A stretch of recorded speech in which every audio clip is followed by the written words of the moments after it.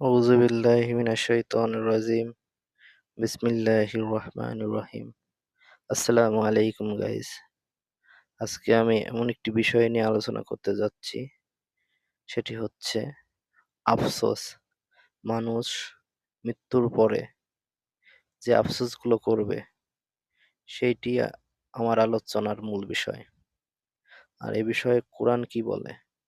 কোরআন বলে মৃত্যুর পরে অর্থাৎ আখিরাতে মানুষ ৫ ধরনের আফসোস করবে।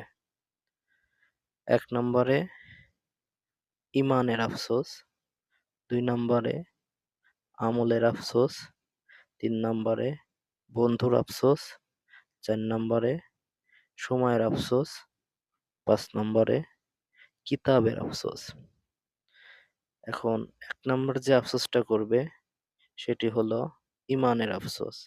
মানুষ সেদিন বলবে, হায় আফসোস! আমি যদি ঈমান আনতে পারতাম। এই একটা খুবই গুরুত্বপূর্ণ একটা আফসোস করবে, কিন্তু সেদিন আর কোনো লাভ হবে না।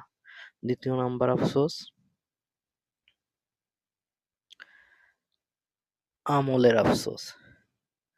সেদিন মানুষগুলো বলবে, হায় আফসোস! আমি যদি নেক আমল করতাম দুনিয়াতে, আজকে আমার এই অবস্থা হতো না।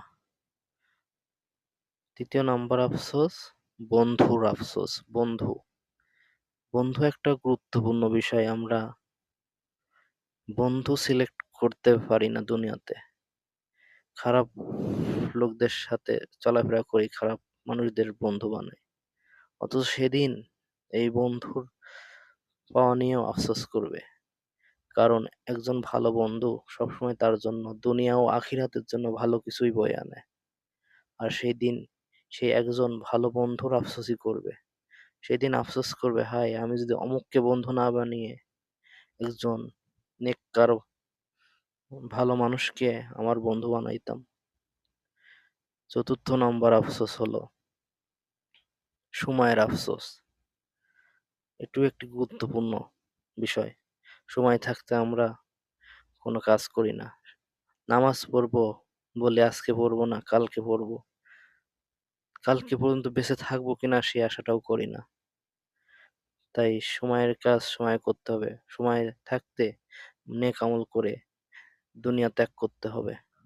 এজন্য সময়ের আফসোস একটা করবে। ২য় কিতাবের আফসোস। কিতাবের আফসোস হলো আমলনামা বাম হাতে যারা পাবে তারা এই কিতাবের আফসোসটা করবে।